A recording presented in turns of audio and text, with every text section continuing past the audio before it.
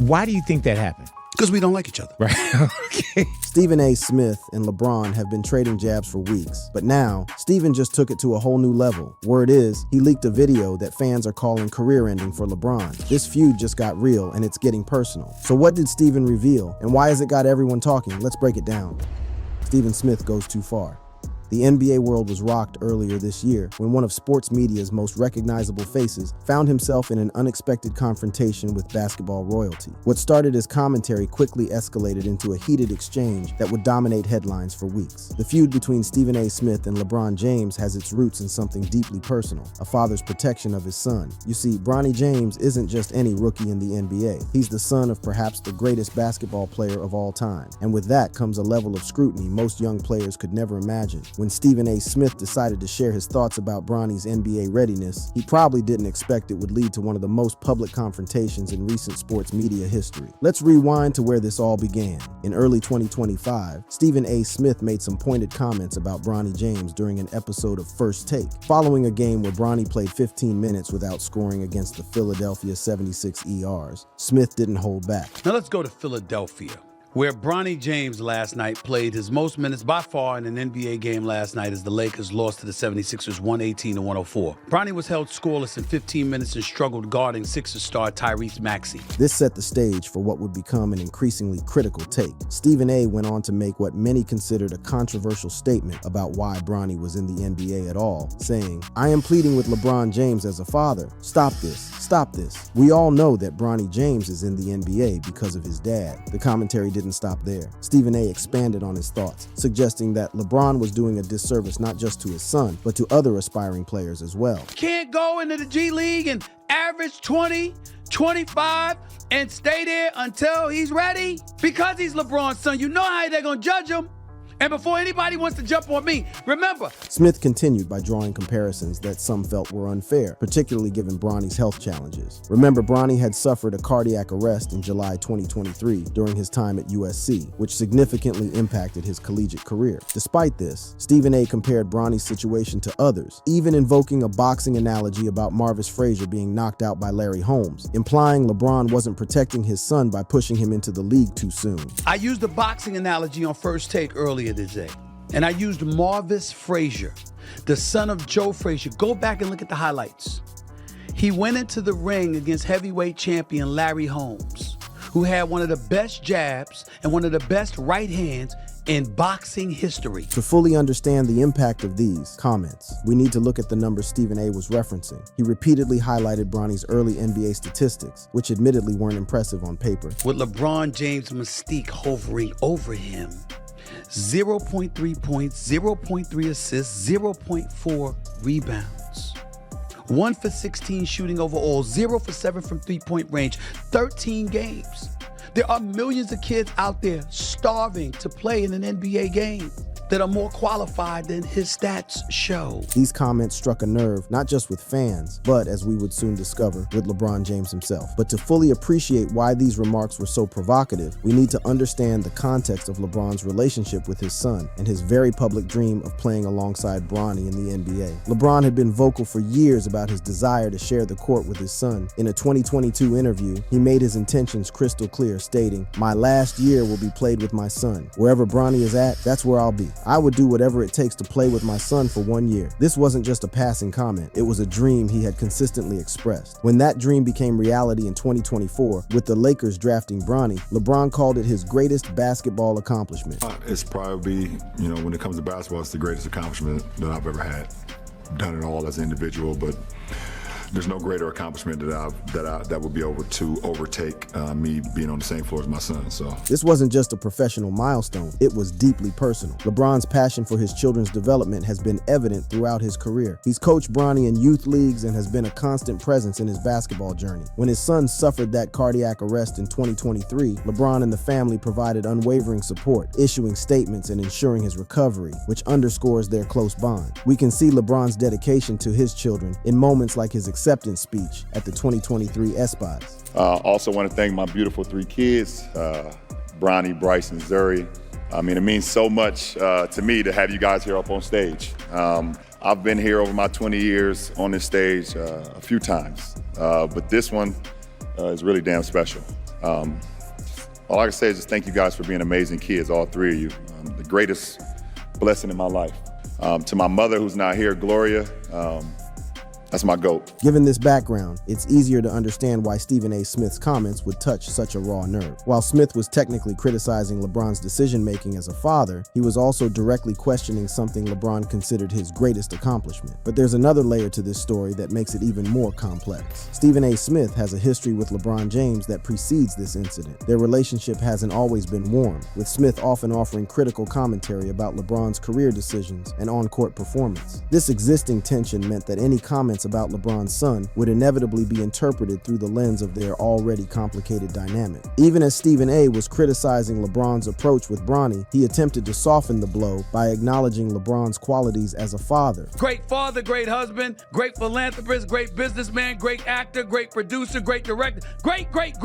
How many times have I said that? But these qualifiers weren't enough to prevent what would happen next. The brewing tension would soon boil over in a public confrontation that neither man probably expected would become national news. The moment came on March 6, 2025, during a game between the Los Angeles Lakers and the New York Knicks. What happened courtside that night would take this commentary from sports talk to front page news. A viral video captured LeBron approaching Stephen A. Smith, who was sitting courtside with visible anger. According to reports, LeBron told Smith, "Yo, you gotta stop talking about my son. You gotta stop with my son. That's my son. That's my son." The confrontation happened in front of other celebrities and was witnessed by many in attendance. The next day, Stephen A. Smith addressed the confrontation on First Take, acknowledging that he had been approached by LeBron, but carefully framing his understanding of the situation. That wasn't a basketball player confronting me. That was a parent. That was a father. And I can't sit here and be angry or feel slighted by LeBron James in any way in that regard. By all accounts, he's obviously a wonderful family man and a wonderful father who cares very, very deeply about his son. Smith went on to explain that he felt LeBron had misunderstood the intent behind his commentary. I would have said to LeBron James, I never would speak negatively about your son. I was talking about you, meaning you, LeBron James. I have nothing but the best wishes for Bronny James. I wish him nothing but the best. I hope that he flourishes into an NBA star. But was this really about a misunderstanding? Or was there something more fundamental at play, the intersection of sports commentary, parental protection, and the boundaries of public criticism? As this story unfolded, fans and fellow athletes would take sides, media personalities would weigh in, and what began as commentary about a rookie's NBA readiness would evolve into a much larger conversation about media responsibility, parental devotion, and the sometimes blurry line between professional criticism and personal attack. The stage was set for a feud that would continue to escalate, with both men using their considerable platforms to defend their positions. And as we'll see in the next segment, this confrontation was just the beginning of a public back and forth that would reveal much about both men and the culture they operate within. Their feud gets worse and worse.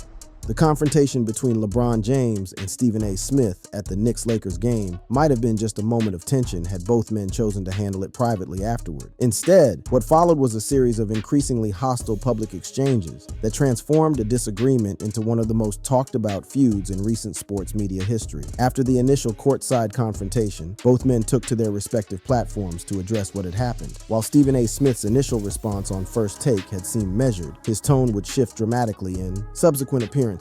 On his YouTube show, he described LeBron's actions as bullshit and weak, emphasizing that he felt it was a parent, not a player, confronting him. But Smith didn't stop there. In a comment that would further inflame the situation, he claimed he would have immediately swung if LeBron had touched him during their confrontation. Smith acknowledged he would likely lose such a confrontation, but stood firm on his position. This escalation moved the conversation from professional disagreement to implications of physical confrontation. I basically told him we can throw down right now in front of everyone. Let's have at it. Me and you, one-on-one in the middle of the court.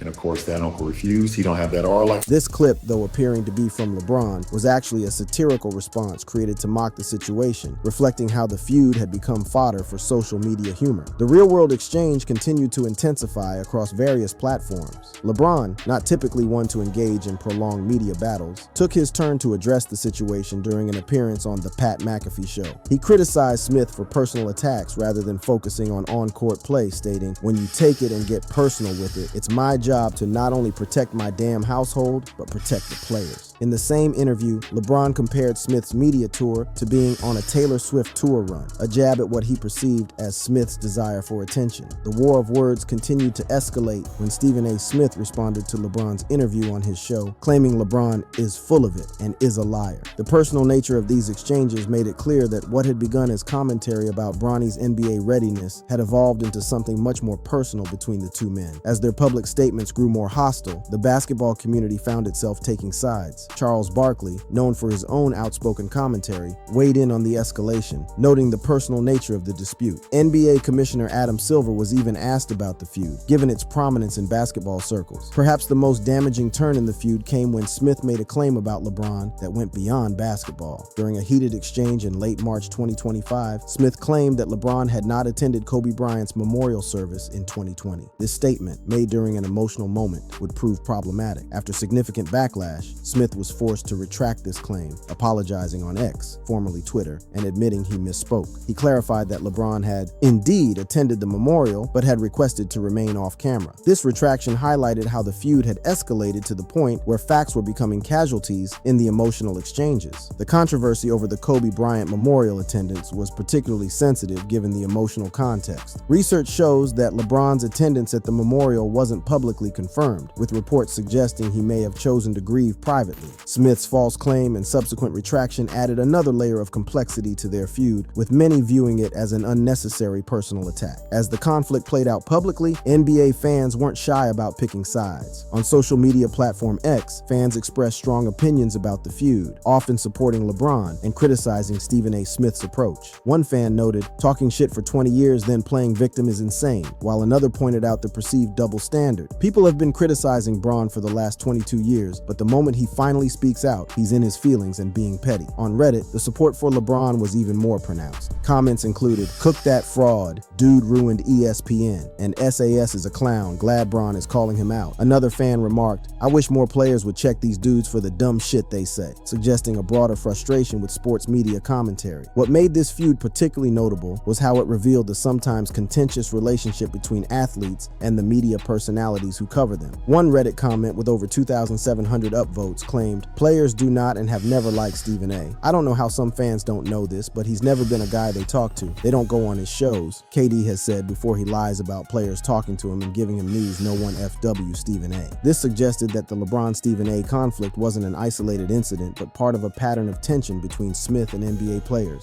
The feud also highlighted the complex dynamics of covering athletes' families. Comments like, "Looks like LeBron said, 'Keep my son out of this shit, bro,' with nearly 9,000 upvotes, and 'Keep my son's name out of your fucking mouth," with over 5,000 upvotes, showed that many fans understood and supported LeBron's protective stance as a father. As the public exchanges continued, both men seemed unwilling to back down. LeBron even took to social media to mock Stephen A. Smith, posting a video of Smith boxing with a mocking womp womp sound effect after scoring a late winner against the Indiana Pacers. This demonstrated that even as LeBron was performing at an elite level on the court, the feud remained front of mind. The intensity of their conflict raised questions about the role of sports media in today's landscape. Has commentary become too personal? Is there a line between analyzing an athlete's performance and criticizing their personal decisions? And when does commentary about a player's family cross the line? Some observers saw the feud as ultimately harmful to the NBA brand. An article in Yardbarker described the conflict as bad for business, highlighting ESPN's role in amplifying such conflicts. Others saw it as entertainment, with fans describing it as a comedy show and enjoying the drama. By late April 2025, there were signs that the feud might be cooling down. X posts from both Stephen A. Smith and LeBron James showed no direct mentions of their conflict, suggesting a possible cooling off period. Smith's posts focused on NBA playoffs and other topics, while LeBron's discussed his injury and the Met Gala. This lack of recent activity indicated the feud might not have escalated further, though it remained unresolved with no formal reconciliation reported. What's particularly interesting about this entire saga is how it reveals the complex relationship between athletes, media, and public perception. Stephen A. Smith built his career on provocative commentary, often walking the line between insight and incitement. For years, this approach has made him one of the most recognizable figures in sports media. LeBron James, meanwhile, has spent over 2 decades in the public eye, carefully crafting his image as both an elite athlete and a family man. When these two powerful personalities collided over something as personal as a father's relationship with his son, the resulting friction was perhaps inevitable. But there's another dimension to this story that deserves exploration. How do the facts about Bronny Bronny James's NBA readiness and performance compare to the narrative that sparked this feud? Is there truth to Stephen A. Smith's criticism, or was LeBron right to be defensive of his son's place in the league? To answer these questions, we need to look beyond the heated exchanges and examine Bronny's actual performance, development, and the context surrounding his entry into the NBA. We also need to consider the unique pressure faced by a young player entering the league not just as a rookie, but as the son of arguably the greatest player of all time. How does that factor into evaluations of his readiness and potential? In the next segment, we'll dive into these questions, examining the reality of Bronny James' NBA journey, LeBron's involvement in his development, and whether the criticisms that sparked this high-profile feud were justified or misplaced. We'll look at the statistics, expert opinions, and compare Bronny's situation to other players to get a more complete picture of the young player at the center of this controversy.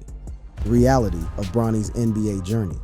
While the feud between Stephen A. Smith and LeBron James dominated headlines, at its core was a fundamental question. Was Bronny James ready for the NBA? To properly evaluate this, we need to look at the actual facts of Bronny's performance, development, and the unique circumstances surrounding his entry into the league. Bronny James was drafted 55th overall by the Los Angeles Lakers in 2024. As a second-round pick, expectations would typically be measured for any player in that position. His role with the Lakers has been primarily as a bench player with limited minutes, averaging 6.7 minutes per game in 27 appearances during the 2024 to 2025 season. His NBA statistics include 2.3 points, 0.7 rebounds, and 0.8 assists, with shooting percentages of 31.3% from the field and 28.1% from three. These numbers alone might support Stephen A. Smith's contention that Bronny wasn't ready for regular NBA minutes. However, there's more to the story than just the NBA stats. In the G League with the South Bay Lakers, Bronny showed significantly stronger performance, averaging 21.9 points, 5.3 rebounds, and 5.3 assists over 11 games, with better shooting efficiency, 44.3% from the field and 38% from three. This stark contrast between his G League and NBA numbers suggests that Bronny does possess skills that could develop with more playing time at the appropriate level. It's also important to consider the context of Bronny's path to the NBA. Unlike many players who spend multiple years developing in college, Bronny had just one season at USC, which was significantly impacted by a cardiac arrest he suffered in July 2023. This health setback, which hospitalized him for 3 days, likely affected his college production and subsequent development. His college stats were modest: 4.8 points on 36% shooting and 19.3 minutes per game at USC. When evaluating Bronny's NBA readiness, it's also worth comparing him to other players drafted in similar positions. For instance, Guy Santos, the 55th pick in 2022, averaged 4.1 points and 2.8 rebounds over 72 games in 2 seasons. Aaron Wiggins, the 55th pick in 2021, progressed to 11.7 points and 3.8 rebounds in his 4th season. This suggests that players drafted late in the second round often need time to develop before making significant NBA contributions. Coaches and scouts have offered mixed but generally optimistic assessments of Bronny's potential. Lakers coach J.J. Redick noted, "I think his confidence is growing. Next step is becoming an elite-conditioned athlete." Redick also praised Bronny's ability to handle the scrutiny that comes with his famous lineage. Lakers GM Rob Pelinka highlighted specific positive plays, including defensive contributions and a corner three against Denver in March 2025. Former NBA star Carmelo Anthony offered a particularly positive long-term outlook, predicting, "In a couple years, Bronny is going to be a real NBA player, like a real solid NBA player." This assessment from a respected former player suggests that while Bronny might not be making an immediate impact, his development trajectory could lead to a successful NBA career. Scouts have echoed this sentiment, with one stating, "Can he play in the NBA? Absolutely. Being a role player isn't bad," though questioning why he played only 18 G League games instead of a full season for more development. Another noted improvement from the start of the year, calling it a pretty positive season. These professional evaluations suggest that while Bronny might not be making an immediate NBA impact, he's on a developmental path that could lead to success. It's also worth noting that Bronny showed significant improvement as the season progressed. On April 25th,